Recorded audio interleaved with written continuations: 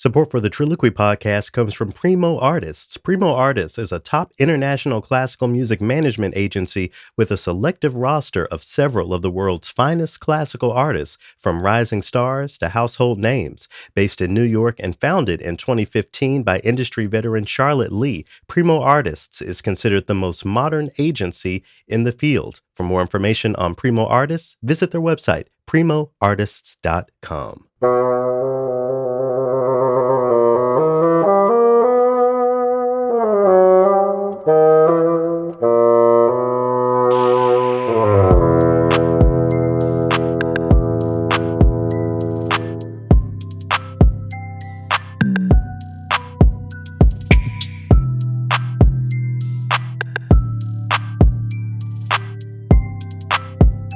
I'm Loki Karuna, and this is TRILLOQUY. Happy Thursday if you're tuning in on the day I've put this out. We're officially in November. The season is changing. I understand some folks have gotten snow already, including folks in my former abode over in Minneapolis, St. Paul. So shout out to y'all, and great to be here with y'all again. Shout out to the returning listeners. Couldn't do this without you.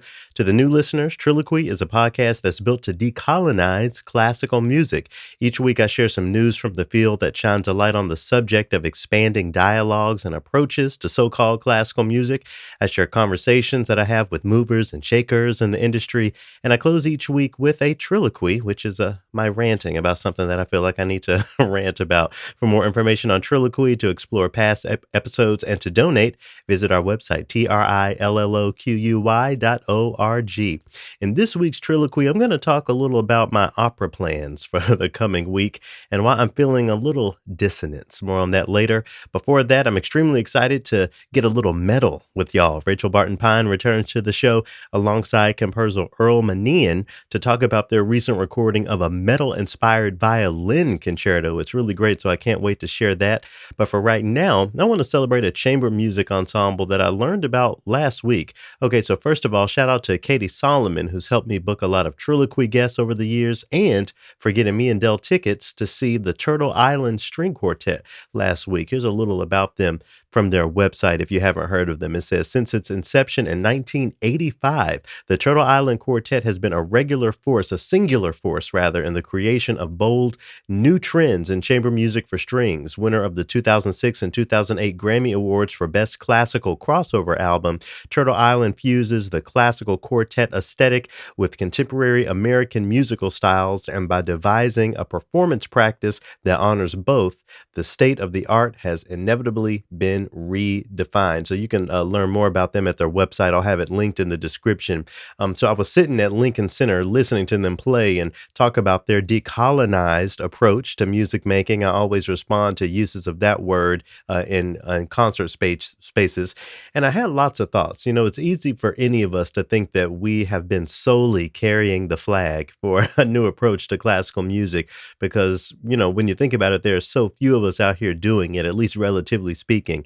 But after listening to their really phenomenal performance and perspectives, it helped me realize that chamber music is in pretty good shape when it comes to artistic decolonization.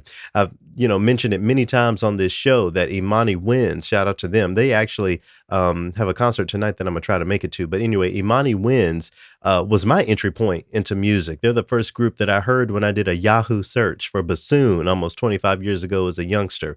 Okay, so Turtle Island has been out here for even longer, and I wanted to make sure that they were on y'all's radar in case they haven't been, because they weren't on mine. Here's a little bit of what they offer up to the world. This is the Turtle Island Quartet performing a tune called The Second Wave.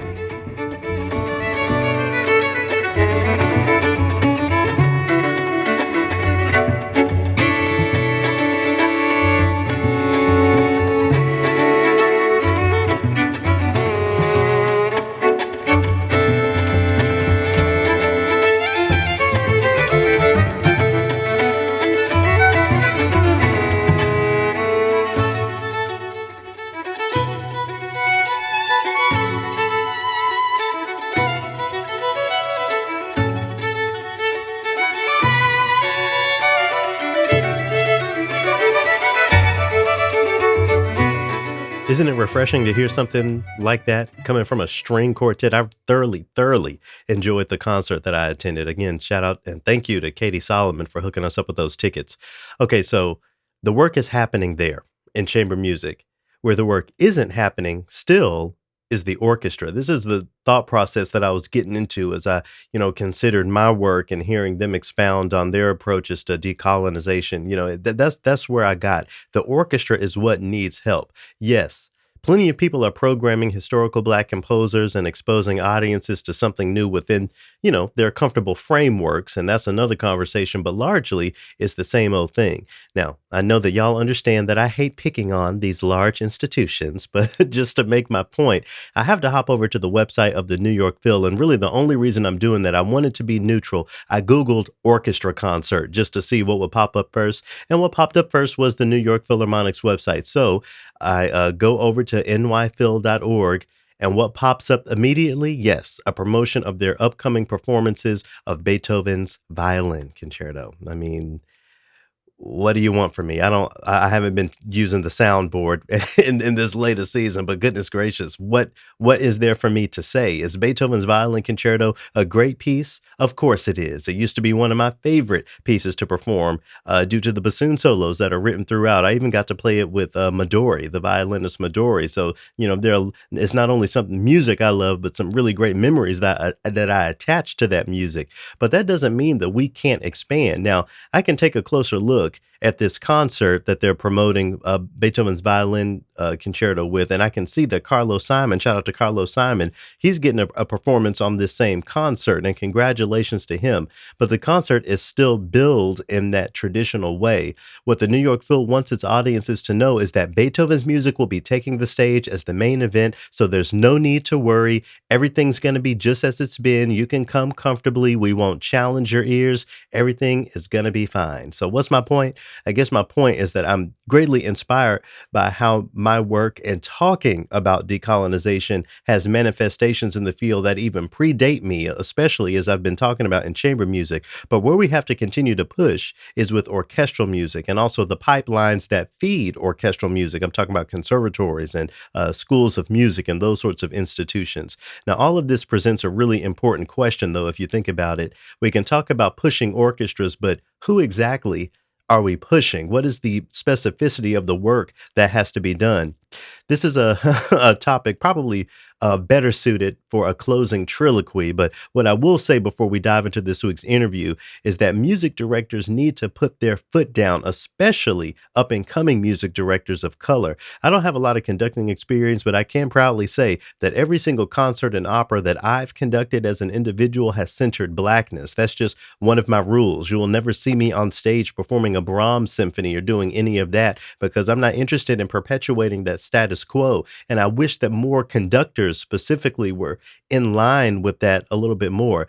If you're booked to conduct a show that perpetuate classical music norms, I feel like you're in the way. Chamber music is doing a great job of drawing the circle wider. It's going to take some tough conversations and maybe even turning down gigs to get orchestras to do the same thing, in my opinion.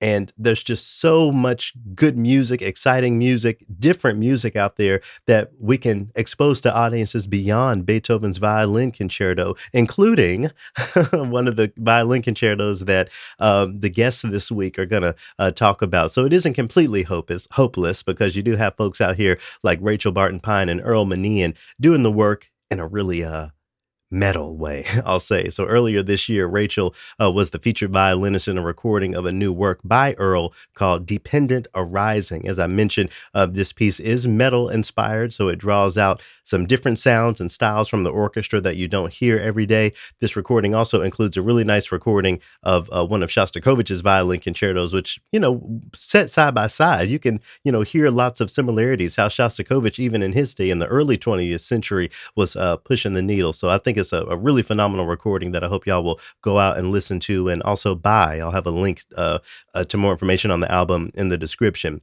So Earl, Rachel, and myself talk about this new recording, new music, generally speaking, and we also get into a little metal. So I hope y'all enjoy. To get us there, here's a sample from Dependent Arising. This recording features Rachel Barton Pine with the Royal Scottish National Orchestra. Our good friend Tito Munoz conducts. Shout out to Tito, shout out to Earl and Rachel, and shout out to y'all for taking a listen this week. Hope y'all enjoy.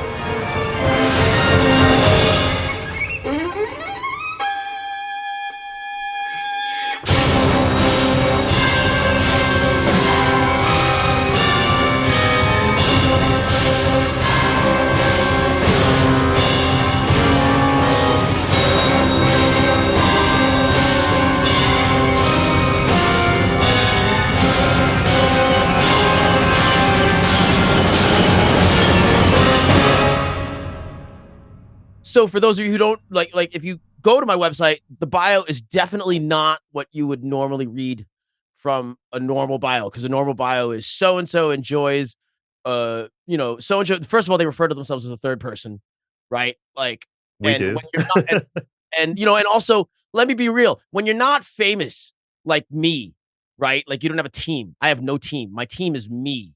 Like, so it's like, you have no team. And like, but everybody still writes it in the third person. And like, I know it. We all went to school. We all know each other. Come on, dude. What are you doing? Right. So it's like so and so enjoys a diverse career with blah and has been honored to play with the St. Luke's blah and has shared the stage. And to me, just You don't have to make fun of my bio, by the way. I'm just kidding. Loki, come on, man. Well, but I would have thought that you have a team, man. Like, you got a team, like doing. Okay, I have a team. Look, see, Rachel's got a team, right? Loki's got a team. I got like, my me with the misspelling things and going to my wife. Hey, do I sound not like a cop when I Hey, write this? that makes her a part of your team. Right. So, all right. All right. So I guess I'll conditionally take back some of it. I don't know. Anyway, but basically, I kind of, for my bio is a little bit of a reaction to reading sort of these bios that are kind of like I just know better, like, and I kind of wanted to be real. Like, I was like, Yeah. all right, this is me. If you actually want this, if you want to find out about me, this is actually me. I wrote this. I'm not going to hide behind like a third person thing. Mm-hmm. And this is the stuff I think is cool. And I would want you to know. And hopefully you like it. You want to hire me, or you want to, like, whatever you want to find out of me, whatever. Right. Like, but I just didn't want it. I didn't want it to sound like I was already in a system that I don't necessarily feel like participating in 100%. Yeah. Yeah. I love living vicariously through Earl's posts because like, I'm literally not allowed to post that kind of a post. I mean, when I say not allowed, I mean, obviously I've chosen to make certain compromises in my life that I want to have a team that, I mean, it all comes down to the artistic. I want to have certain artistic experiences in order to be hired to do those gigs. I have to have a certain type of image and reputation. In order to have that image and reputation, I have to have a certain team behind me, and that team is going to quit if I post like Earl does. So in order to make the music I want to make, this is the rules of the game. And every time I'm feeling angst, I just go and read some Earl posts and I feel all better. Well, Rachel, among the compromises that you have not made is remaining engaged with metal as a violinist. And this album that's just come out, I think it really brilliantly explores some of that, the Venn diagramming of the two so-called genres of classical and metal. I want to start with you. I wonder, from your perspective, what are some of the big things that these two seemingly opposing aesthetics have in common that people may not think about every day? Yeah, well, first let's remember that these are umbrella terms. Each classical That's true. has countless varieties from many centuries and countries, and chamber music to symphonic music to whatever. And metal also has a million subgenres and subgenres at this point. And so, some people might think, oh, metal, that's like those hair bands from the 80s playing glam stuff. No, we're talking about the more extreme genres that were never on the radio. Mhm. Um, and a lot of that stuff, the more sophisticated metal, if I can say that, those subgenres were very influenced by classical. A lot Mhm. of the players, Earl and I know a lot of these guys. They are extremely inspired by classical, practice classical, listen to classical, etc. And so, actually, in a way, it's very organic to come full circle and now have classical inspired by metal. And classical has been inspired by everything you can think of. My last concerto album before this one was by the Syrian composer Malek Jandali, and the music sounds like Arabic mixed with classical, but not crossover, right? I mean, we're just talking about classical incorporating stuff with so many hundreds of composers or even thousands incorporating elements of jazz, and then of course traditional music like Bartok with Hungarian, Dvorak with Czech. So metal was just waiting to happen, long overdue, but it had to be the right person who really knew good metal and good classical to be able to do that. But the reason that metal has been so inspired by classical for so long is that classical is actually one of the genres that goes to the edge, whether you're Mhm. talking about bombast of, Mahler symphonies and Stravinsky and, all the obvious things, and just the emotional scope and the intensity that so much of it carries. And we're not just talking about loud and crashy. It always annoys me when there's some playlist of metal classical, and they use some umlauts and they put things like Thunder Lightning Polka. Thunder Lightning Polka to a real metalhead is just a cheerful, happy kind of tune. It's like, Right. okay, it's loud and crashy, but it's not at all metal. Metal is about darkness, and that can be the slow movement of Beethoven's Seventh Symphony. Sure. Is more metal than that, right? I mean, so just having that dark aesthetic, and yeah, I think it just makes such total sense. And but then the use of the instrument as well.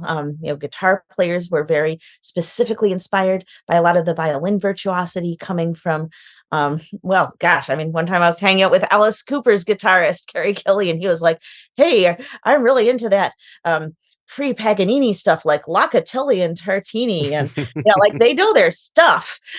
And all those licks got incorporated into the guitar stuff, and then all that coming back around to playing metal on the violin, which is actually just a recycling of violin music, but then that more extreme stuff doing things that the violin hasn't previously done, and Earl creating things that the orchestra has never done before, like blast beats completely acoustically with no drum kit or anything. And so Mhm.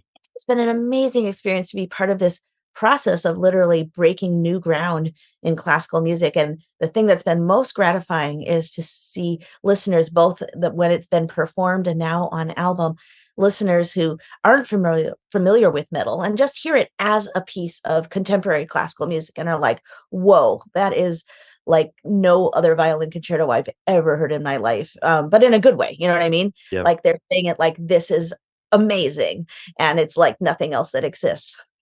You mentioned Tartini. One of his works actually inspired the title of this show. I'll let the folks listening connect those dots. That can be the little Easter egg for for people. But Earl, I wanted to come to you. When I was maybe, I guess I was 16 years old. Somehow, I can't remember.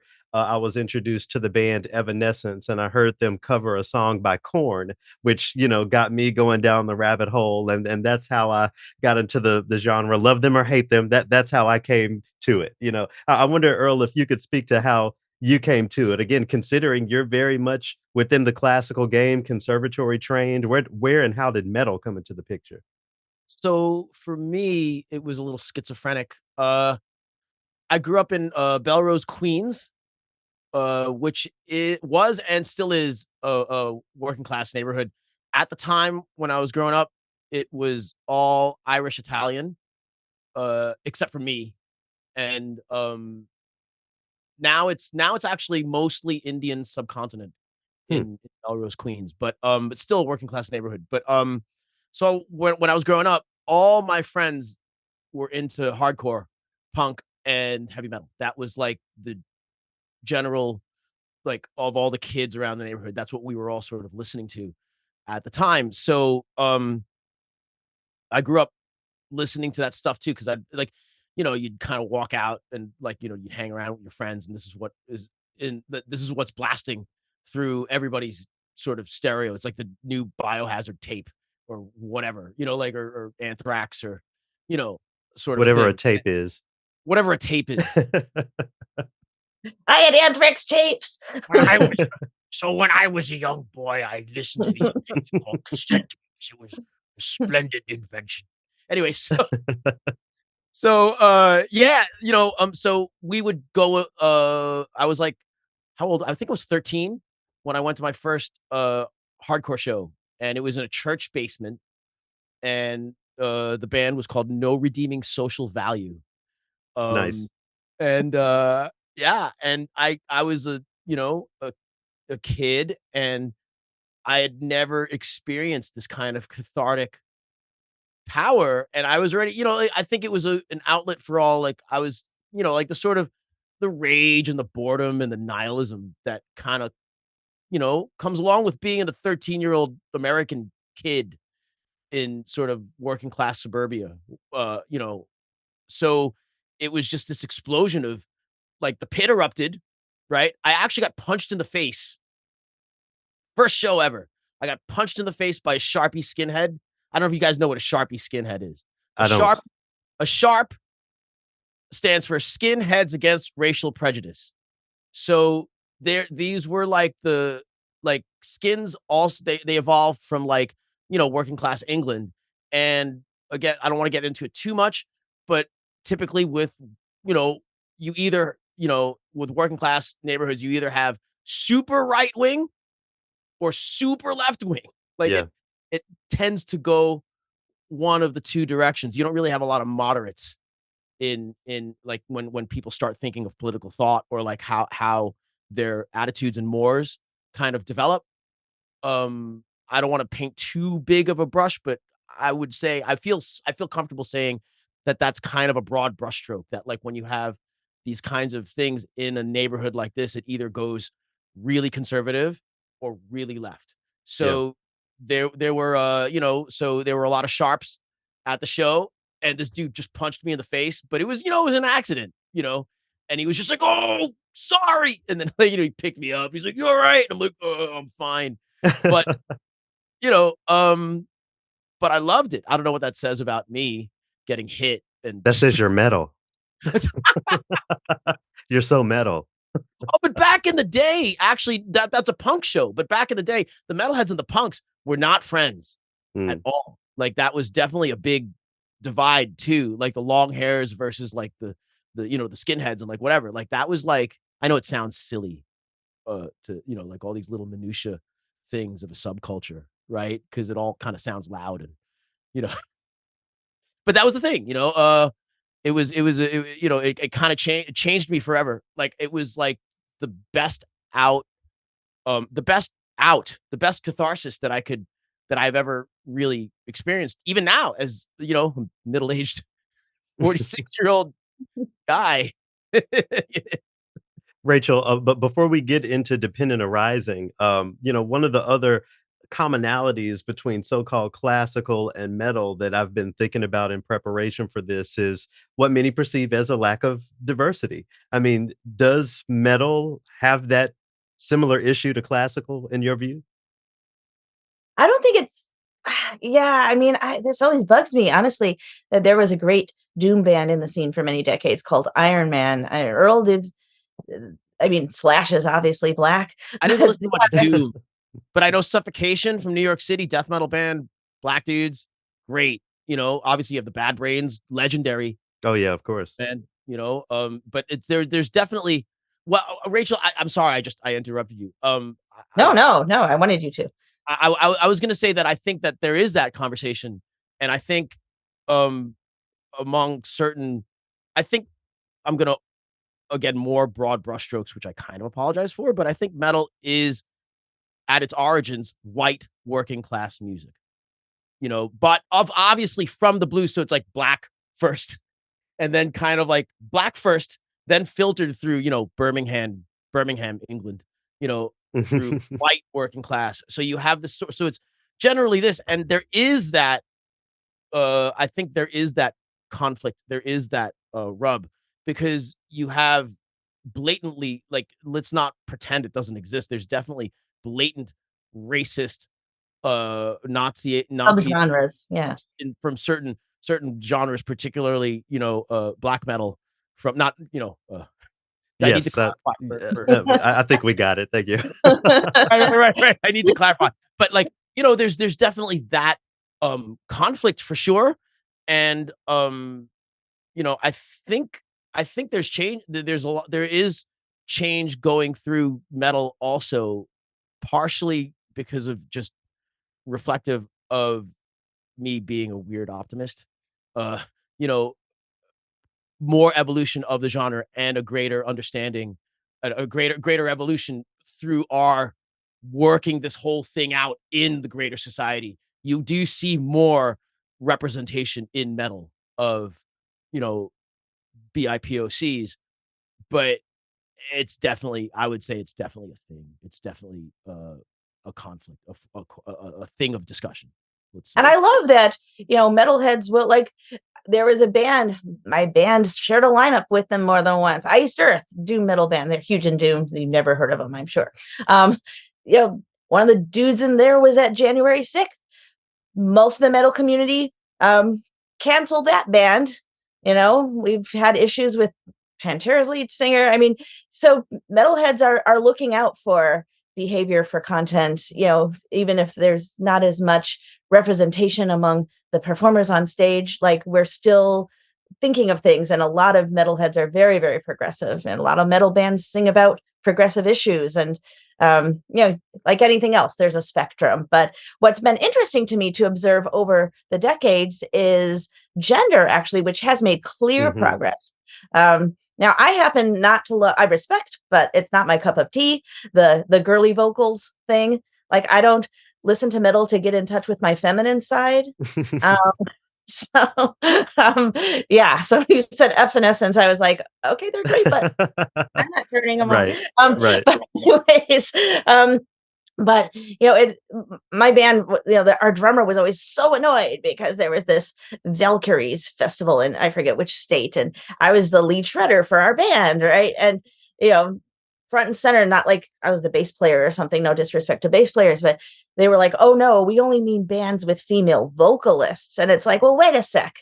And then, we started talking about who are all the great women guitarists over the years, and just like, it's so wrong. And there is that weird thing still on stage. Yes. And that there are more and more, metal musicians that are women.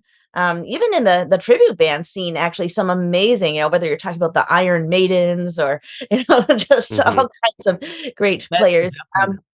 Yeah. Oh, I love Led Zeppelin. They're awesome. But in the audience, so I used to go to so many shows where I would be like the one non-male in the crowd, or if there were a couple of other women, they were clearly there as girlfriends and not there as like gender neutral headbangers. And it was like, I was like, what? Like, I don't think of myself as less like what's going on here? And now, like, actually, you see many more girls of the younger generations who are liking those really extreme bands and going to the shows. And have you seen this in hardcore? Or was it sort of the same evolution? Yeah. Oh yeah. Hardcore. Well, hardcore is more, I think, more politically charged than metal. I think certain genres of metal, right? Yeah, I mean, I'm talking really about thrash. Yeah. So there's definitely that. The videographer Hate56 has done a great job of kind of highlighting more minority hardcore bands and women fronted hardcore bands. Escuela Grind. Like in the audience, when you go, would there be girls in the crowd when you were young? No, not when I was young. Oh no, it was just a bunch of angry boys. Yeah, so it was like a bunch of angry boys and me. And I'm Yeah, like, "Hey, I don't think I'm that different. Like, where are the other girls?" Like, and now there are girls. So, like, that's awesome. I love yeah, no, that. no, not at all. You're right, 100%.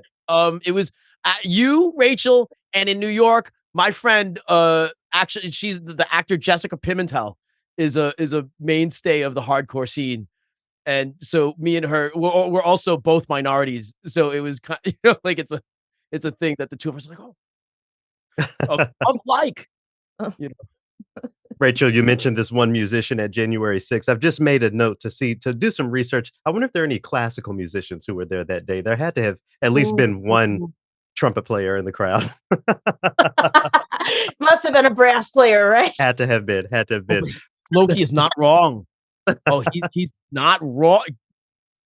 But let's get into the album. So, first of all, the Shostakovich concerto that's on there has been a piece that I've loved for many, many years. I can tell many stories about, performing in the orchestra of it.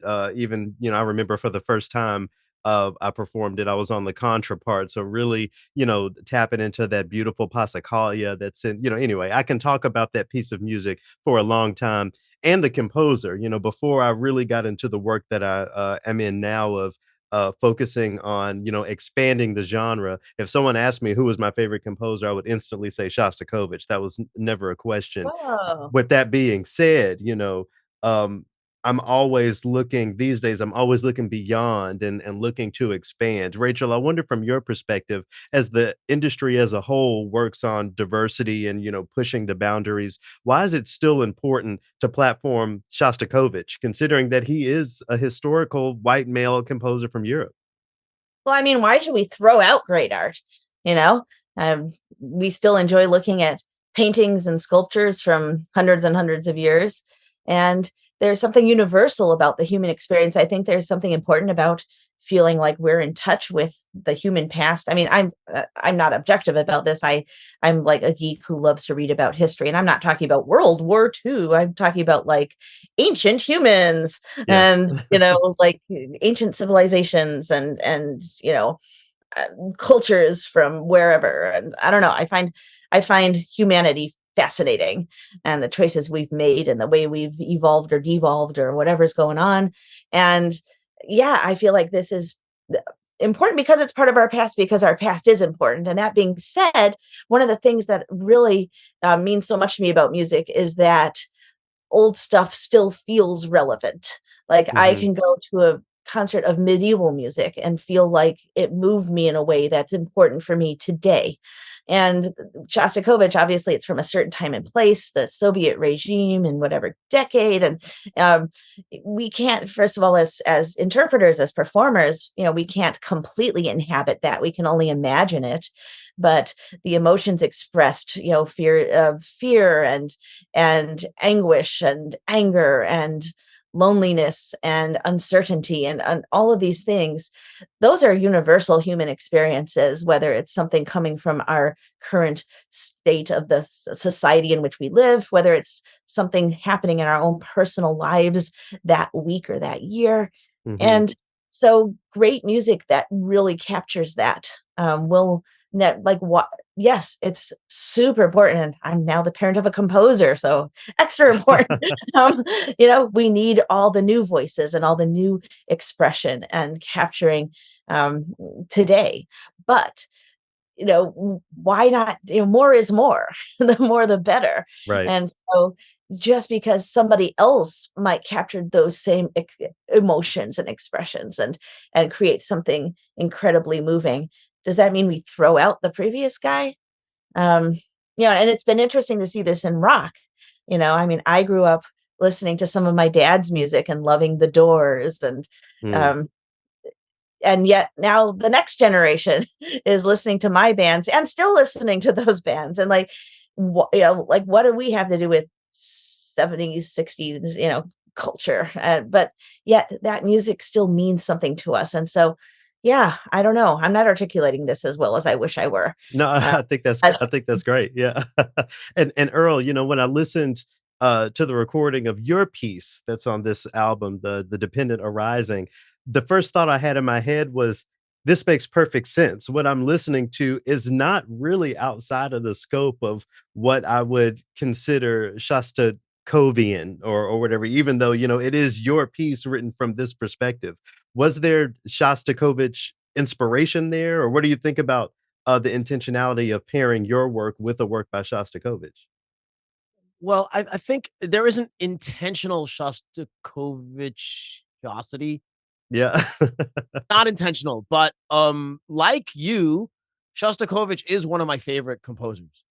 Um, I was also like, I was, like, around 16 when I first heard him and, the Eighth Quartet, and it absolutely blew my socks off, man, Yeah, So that his music has lived with me for a long time, so I think it can't help but find its way into the stuff I do, because, you just kinda live with it, and it kinda is a part of you also, like, I've incorporated that into me also, so it's not on purpose, and, I think yeah, so, I mean, it's just as to why it ends up I think what the commonalities are is the sort of expression of, negative psychological states. mm, And when you're working in a medium like a symphony orchestra or you're working in a medium of, you know, I think it can't help but have certain affinities also to other composers who, um, kinda, uh use those emotions as sort of templates in their writing, like Shostakovich, like Schnittke, or right. this sort of like, what emotional affect are they expressing, right? I think, uh, then there ends up being that kind of commonality. It's like how it's like, how like certain in biology, like certain creatures evolve very similar things to each other, but they're different species. But Right. because they live in a similar environment and they have a similar thing, and then this is the thing, the creature evolves this wing to, or this camouflage to protect it from this predator that is very similar, like half a world away, something like that. So I think that's how you have this kind of commonality. And where Well, did and I the hope title that come Oh, sorry, go ahead. sorry.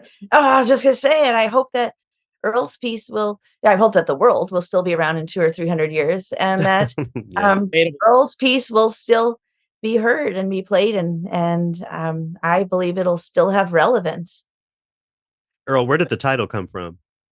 So that is actually, as a fellow Buddhist, this is basically the core tenet. If you were to like boil Buddhism down, I think into its like seed, what's the point of it? Is that it's the term dependent arising. It's that Hmm. nothing exists independently of each other. Oh, yeah, Nothing. I agree with that fully. Yeah. So we all are affected by our world around us. We affect the world around us. It's all kind of like there's nothing that comes from its own side, so to speak. So that's what the title of this concerto is. And yeah, to go further along those lines, it's I actually didn't really realize it consciously when I was writing the thing, but as I kind of like thought of it in post and in preparation to kind of like talk about it, sometimes, sometimes I realize that it's kind of like a not exactly programmatic, but not it's a little bit it's kind of like an overview of a person's death or Mm. dying process, kind of a thing. Um and with kind of like the Buddhist perspective over it, like in terms of accepting certain axioms of Buddhist philosophy, but it's basically a kind of an outline of a death. Wow. Wow.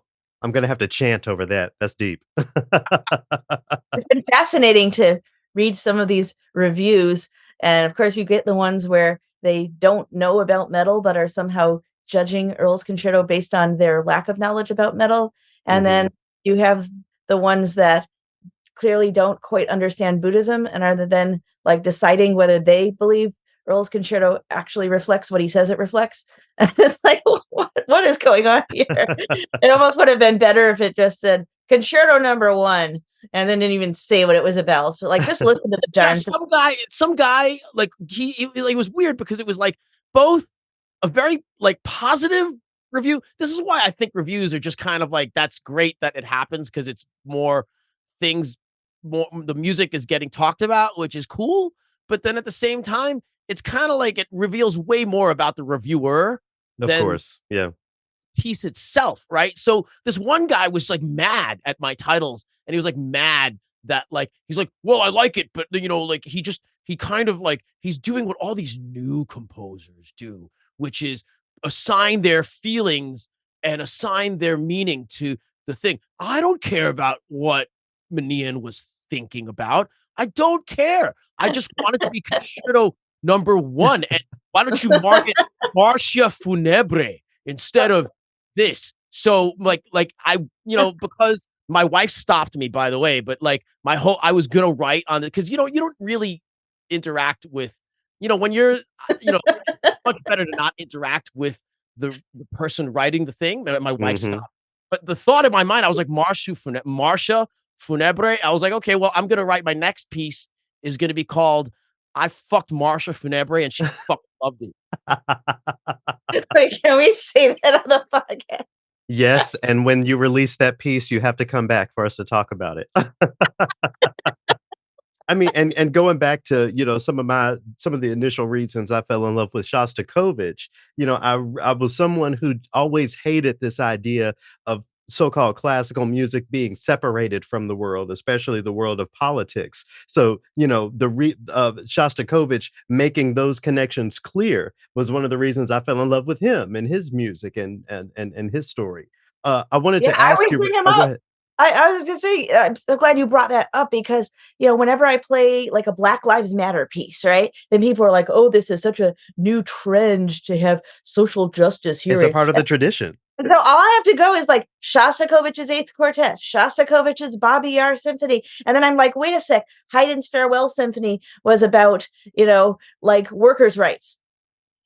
Yep. Creating Yep. art is a political act. And do you know, Rachel, I learned from a conductor, who actually the person who introduced me to Buddhism, he conducted for years in Russia. They do not know that Baba Yar symphony because of the political implications. If you go to a classically trained musician in Russia, 9 out of 10 times they have never heard of that piece of music. So the Whoa. impact was that big to where, it's It was continued to like, be quelled down. Yeah. oh my goodness, that is But I so. want but I wanted to ask you, Rachel, I mean, how did your preparation for Dependent Rising compared to the way that you prepared for the Shostakovich or maybe any other thing that you record? Well, obviously, any standard rep piece versus a brand new piece. I love how in the opera world they speak of the first performer of a role as being its creator. I mean, the composer is the composer, but I think that's Mhm. kind of a lovely way to think about it. And without taking anything away from the composer, I always have that in mind. Like I'm helping create this as its initial existence that then will be hopefully taken over by many, many others. For many generations to come. But yeah, so it's like, okay, there's a certain duty of care, a responsibility, because like now concertos have survived this, right? The first guy that played the Tchaikovsky, crapped all over it, and yet, the next guy did a good job and it caught on. Um, but nonetheless, if you want to give a concerto any piece a fair shot at, surviving beyond its premiere, you better try to sell it, try to do a good job, try to, bring it to life in the best way possible. So, yeah, so just trying to, um, make sure that I was convinced by it and doing everything I could to convince others of it while doing my best to honor the composer's intentions, that usual combination of you and this other human. In this case, only two, because there's no dedicatee except for me. So there's only two of us in the picture, as opposed to, me, Shostakovich, and David Oistrakh trying to all get along. Yeah, I mean, Earl gave actually some wonderful clues in his piece. I mean, I know this language or these languages, all the influences in his piece, but he also would put certain, and also for the orchestra players, if they care to take the trouble, Yeah. certain bands, certain songs, not as anything, stealing from, I mean, it's all original music, but to say, okay, here's where this sort of came from. And that's really useful. I mean, Brooks' Scottish Fantasy, he didn't even put the name of the tunes. I had to do like some major research to track down the original fiddle tunes that ended up in that concerto and see their original incarnations. And and Earl like handed this to you on a silver platter, but it'll be useful for future generations as well to be like, oh, okay, so that's like Dillinger's song, blah blah blah, and Exactly. like, be able to listen to it and see how he transformed that type of sound. But yeah, I mean, the usual prep, the boring stuff, right?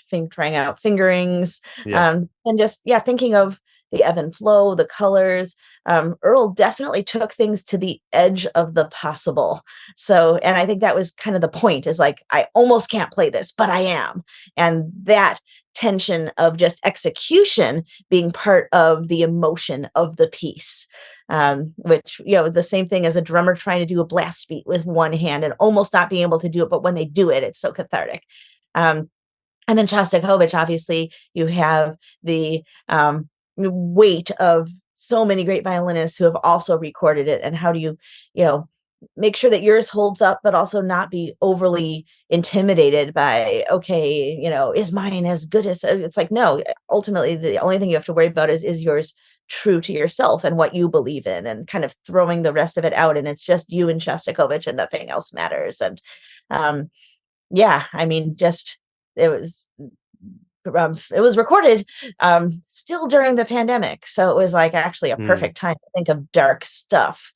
And thinking of, my daughter responding to watching January 6th on television, and all the fear and all the, just, I mean, there was so much. It was easy to get into that dark place, let's put it that way. But um no, it was also just so wonderful to just, a piece that I've listened to for so long and loved for so long and performed for so many years, to be like, okay, here's what I believe about it, and I hope you all enjoy it. So a different kind of pleasure.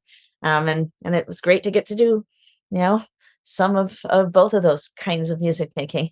I mean, a COVID era recording session is very metal. This rehearsal might kill us, literally, you know? Well, we were pretty sure we were gonna survive, but it was just a question of the album, whether it would actually, exist, because it was like, okay, we have some contingency plans. If we lose one bassoonist, here's what we do. If we lose this Mm, person on the admin, here's what, like, they had probably entire orchestra worth of people like on call for whoever we might have lost.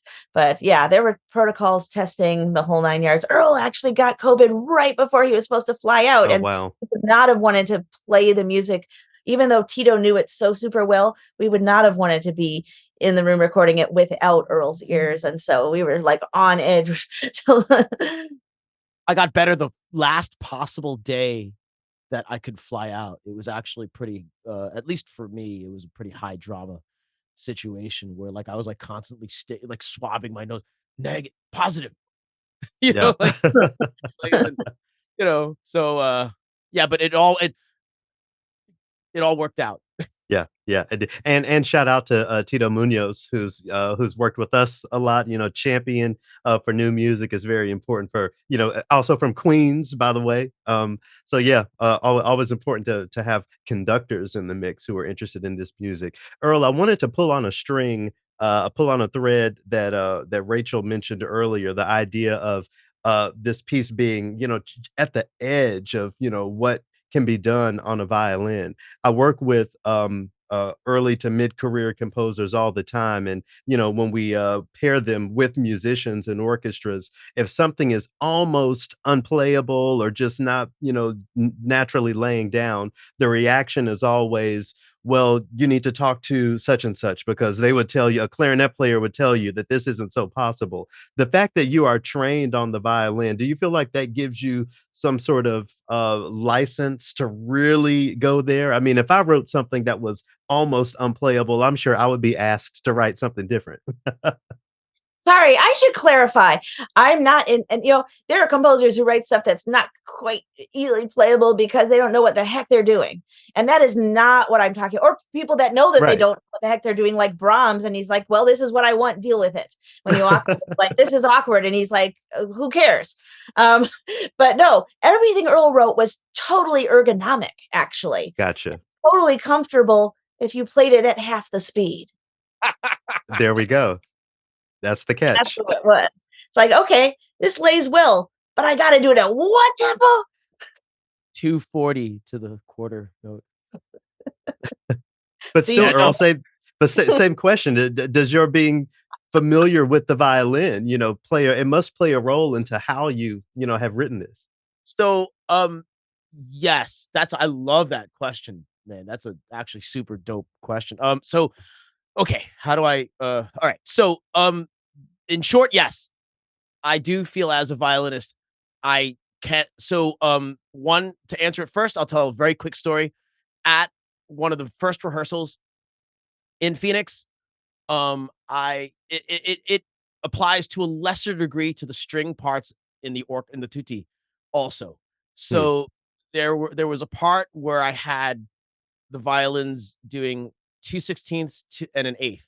Diggum, diggum, diggum, diggum, diggum, diggum, diggum, diggum. Like, and it was at a certain tempo, probably like 220, something like this.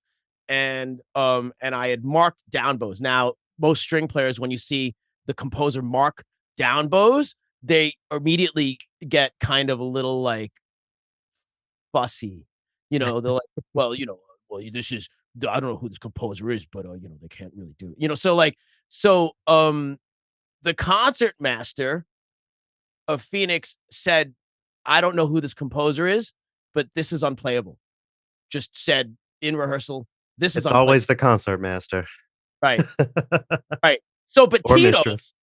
or, right. So Tito, and I was watching in the audience, in the seats, and Tito goes, would you like to, the composers happens to be here.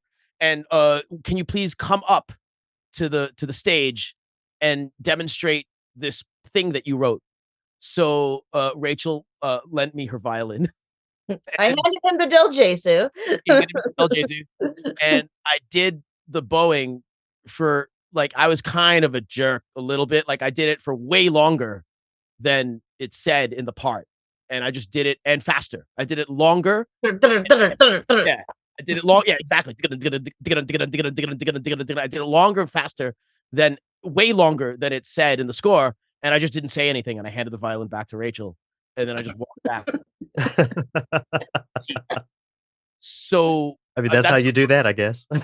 right. So that's the first thing. The second thing is part of it. The reason why, I want to say here that, like, I actually, on a personal level, I don't like difficult for the sake of difficult.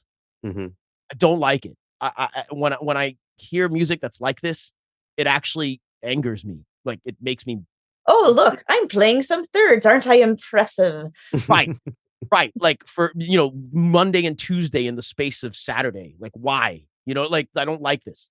But, like, because for me, it's very important that, like, you have a consistent, like emotional reason as to why you do something. Why is it like this? So for me, the reason why it's barely possible for Rachel also is because it's that anxiety. It's like the emotions are so, like, in your face, like, and it's so crazy and intense that, like, I actually want you to feel like this too when you're doing it. Like, it's not like you can't just, like, relax Mhm. and So you do want this. to stress your players so they feel really stressed, so they can really express the emotion of being stressed. She's kind of taking the piss a little bit out of me, a little bit. But that Well, that how that is, yeah, that's a little bit of it, Loki. I don't know, Oh, does that yeah. make sense? Oh, You know? definitely, definitely. How can folks, check out this recording and buy the album? Oh, yeah, buying it. Yeah, what a concept. Um, I'm always promoting actually, buying albums. Yeah. Actually, I do want to give a shout out to Sadie Records, the amazing, innovative label. They've been doing, diverse recordings for decades, before other people jumped on the bandwagon. And they're all about capturing their artists' artistic vision. Yeah, Sadie Records. If you CEDILLE Records, if you go to their website, by the way, even if you aren't buying it, even if you're streaming it, we love you. And I really want to highlight Sadie's website because they have the complete PDF of every single album booklet of their entire recording library on their website, on each album page, where you also get, the sound clips and the reviews and all the usual stuff on an album page. But you also get and Earl and I both wrote, essays for this booklet. We want people to read them as they're listening to our music. So, I so frustrated sometimes by streaming, not because of like the economics of it, but also because of like, I don't feel like an album product used to be the text plus the audio. And now Mhm. people get the audio without the text. And in classical, I feel like you lose so much by not reading the history, the thoughts, the whole thing. So yeah, so Sadie Records, you can buy it from their site. You can buy it in high res download, whatever HFLAC or whatever the heck it's called. And of course, you can buy it from all the usual Amazons and wherever people buy, archive music. And it's on all the streamers and all that good stuff. And I'm just gonna second what you said about those, CD booklets. I mean, that's really how I cut my teeth, as a radio host. I wouldn't air anything if I hadn't read the CD book back to front so that I could really, offer listeners, what I thought was most important or the most important context. So thank you for, highlighting that. I wanted to get, both of your ideas on where we're going as a so-called genre in classical. I think, this album is a really great artifact in a much broader journey. I wonder if each of you could speak to, your hopes for, what you're creating after we're long gone, 200, 300 years from now. What are we working toward? I'll start with you, Earl. Hmm. I think I'd like to see more the I'd like to see less um conservative in the conservatory, I Mm. guess. Mm. I think I'd like to see more understanding that speaking of the dependent arising, that it's not classical music doesn't exist in a vacuum, and that there's it's not, that it's not just its thing. Sure, that's an identity, but there's a whole world out there of a lot of cool stuff and a lot a lot of beautiful things and a lot of beautiful art being made that can and should be a part and incorporated into this kind of music making. Yeah, your thoughts, Rachel? Gosh, it's being a parent of an up and coming young musician. I'm getting such an interesting picture of the world right now because among my daughter's age group, she's 12. Yeah, there's this disturbing trend of technique being emphasized over musicianship. There are these very popular violin YouTubers, and it's always about, who's younger playing a harder piece faster. And, all of my daughter's peers are posting, videos of themselves playing scales or virtuoso pieces. And my daughter posts improvs. And like she's all about just expression. And I've never heard these YouTubers go, wow, let's highlight this thing that really moved us. And so it's impossible to predict where things are going, but where I hope things will go is that and certainly from the influence of, I mean, the world has improved, right? Early music is now socially acceptable. It's okay for a violin soloist to be known to play something other than classical. Nigel Mhm. Kennedy told to stay in the closet being a jazz violinist, and now you have what's her name, who's a bluegrass violinist, and that's actually like a great thing. So that's been such an improvement, and I hope that creativity and open-mindedness and self-expression, without losing the technique. Of course, you need to be clean and in tune and things like that, but that's not the end itself. It's just a means to an end. Because if you're being expressive and then you're out of tune, it kind of is like taking a beautiful painting and throwing splotches of mud on it. But other than that, like to really get kids to open up and whatever their paths to doing that, whether it's listening to metal that to make them more expressive, like happened for me, or whether it's fiddling or improvising or listening to this or that, like whatever it takes. I think classical does have something special to say, all the centuries of it, all the different people who created it. There's so much great stuff there. And what we really need are people to, bring their own unique individual personality. That's why diversity is so important, because if everybody's not doing this, we're losing the potential great interpretations out there.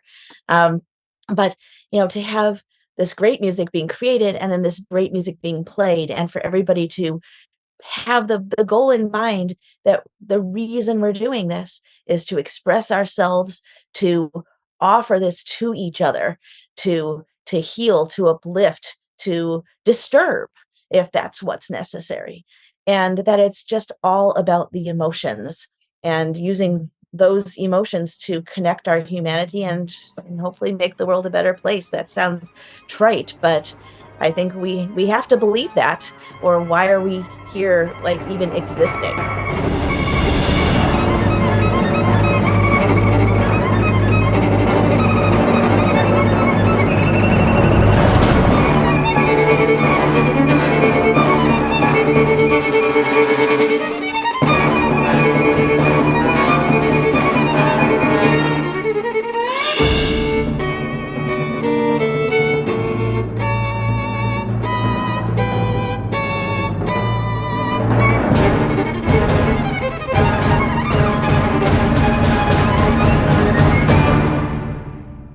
A bit more there from Earl Maneein's Dependent Arising. Huge shout out to both Rachel and Earl. It was such a pleasure to have this dialogue, and I'm really grateful to have gotten a chance to share it with y'all today. All right.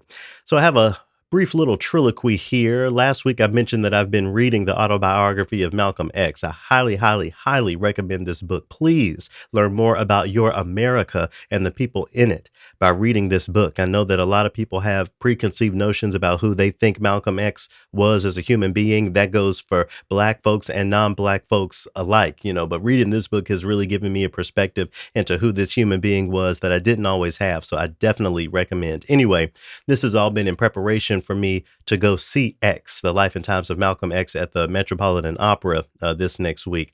So I went and looked at tickets and found a pair for me and Dell that total up to about $300. It's not chump change, at least not for me. Maybe I'm a brokey, but $300 is not chump change for me. But I'm making the sacrifice to go, support this piece of music. But then I started thinking to myself, that's $300 that I can give, I don't know, to my Buddhist organization, or to donate to the Shabbat Center up here in Washington Heights that actually celebrates and preserves the legacy of Malcolm X year round, and not just in, single performances. Now, on the other hand, I'm reading my social media feed and seeing a lot of composers who are urging people to go spend this money because we want the Met to know that music by Black composers is also viable in those sorts of spaces. But then I go back to my other mind and think, why do we need Black music to be something that they approve of? Why do we need to prove the worth of our stories as told musically to institutions that only decided to platform us after over a century of being in operation? I don't know if I have answers to those questions yet. On one hand, I'm rooting for everybody Black. So to all of my friends and members of the TRILLOQUY family who are actually on stage for this production, I'm wishing them good luck and offer my full support. Same to Anthony and Talani Davis for their work in actually writing and developing the story. There's so much Blackness that went into this, and I want to celebrate that and support that in any way I can. But then again, it would be so great to see this work performed and funded in its own community, right? I mean, that means spaces up here in Upper Manhattan, where Malcolm X actually tread and spoke and had impact. Harlem, Washington Heights, and those areas. It would be nice to see some engagement there too. But then, I know this is very flip floppy. I go back to thinking that it's the people downtown at Lincoln Center that need this more than the black folk up here in Upper Manhattan. So, I don't know. I just don't know. A part of the experience for me to go down to the Met, that I'm also considering, is seeing other black people who have decided to support this show and, engage in dialogue with somebody up at the bar during intermission or whatever, just to see what people are thinking. But, all in all, I have a lot of dissonance around purchasing these tickets and, getting dressed up in my African finest and going to sit down at the Met. I don't know. Do you have $300+ to go watch an opera? Would you make that financial stretch for the Met Opera, or would you go out to a nice dinner, or put that money toward a vacation somewhere instead? Are we so-called Negroes, as Malcolm would have said, making progress in the arts by using our dollars to beg for the affirmation of predominantly white institutions? Hmm. I have a few ideas, but I'll leave you to come up with your own responses to those questions. Thanks as always for spending the time with me. It's a pleasure to bring this show to you each and every week. I'm getting later and later in the week, as far as when I can put it out, but I'm putting it out thanks to y'all's support. So I really, really appreciate it. I'll talk to y'all again in about 7 days, but until then, do what you can to shake up this classical music industry and bring some different dialogues to the front by any means necessary, as Malcolm would have said, right? Thanks, y'all. Peace.